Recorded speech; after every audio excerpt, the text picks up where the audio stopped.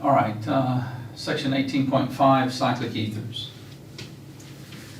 In section 18.5, cyclic ethers, in particular, epoxides, are covered. This is a three-membered ring, like cyclopropane, where one of the carbon atoms has been replaced with oxygen. The IUPAC name for these are oxiranes, but no one really uses that name. Epoxides is what everyone uses. Now, cyclic ethers we've seen before, and we want to remember some of their properties. Perhaps the most common one that we interact with or that you know of is tetrahydrofuran. It's a common solvent, THF.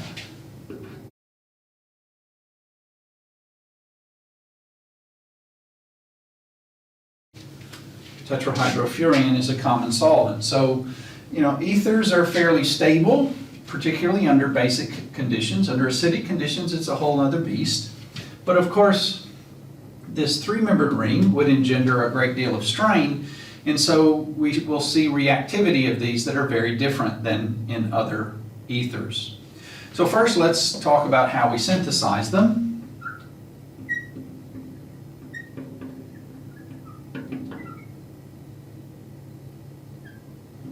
So the synthesis. First, the general reaction, the synthesis. What we're going to see here now in this first reaction, first example, is that we can take alkenes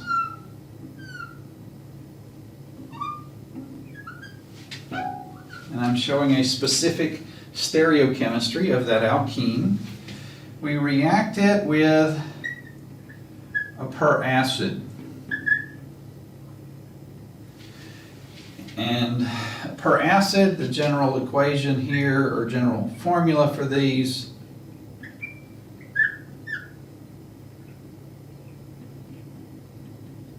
is like this. And they have an electrophilic oxygen that can be transferred, is transferred in a concerted manner. And so a transalkene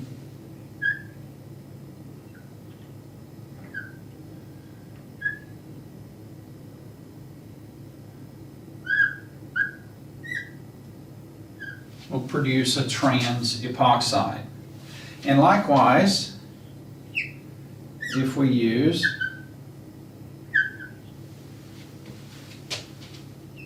a cis alkene, a peracid as before,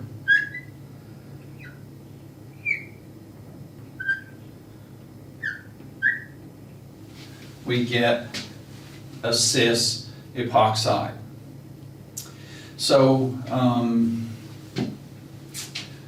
classic example of this reaction then, a specific example,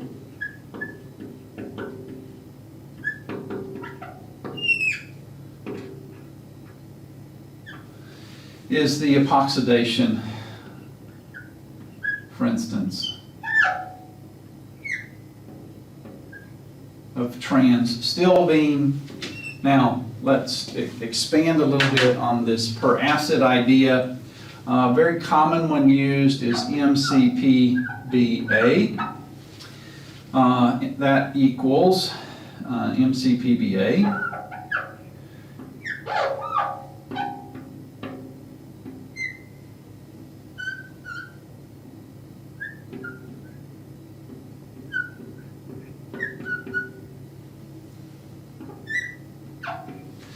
This is metachloro perbenzoic acid. So it's a benzoic acid, and because it has an oxygen-oxygen bond, it's a peracid.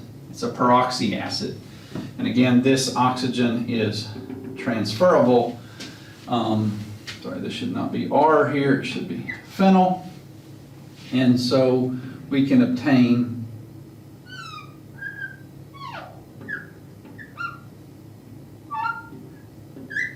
the trans epoxide from this reaction. Now, there's another way that we can make epoxides,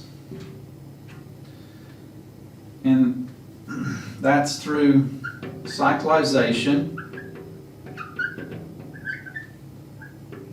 of halohydrins. Now, do you remember halohydrins? If we take, if we take, for instance, cyclohexene, remember from before,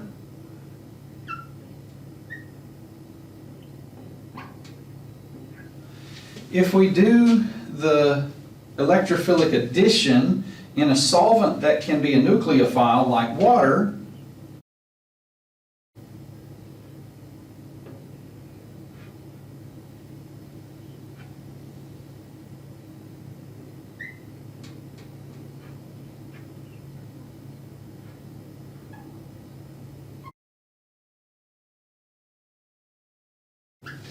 we get a chloro and a hydroxyl group on adjacent carbons. That's called vicinal.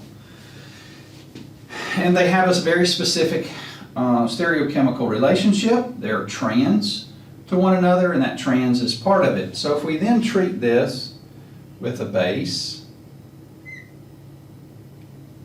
like a non-nucleophilic base, there are a number of different ways to do this, but perhaps the most common one would be to use potassium T-butoxide, a strong base that's non-nucleophilic, and you make the alkoxide that in an internal SN2 reaction displaces the chloride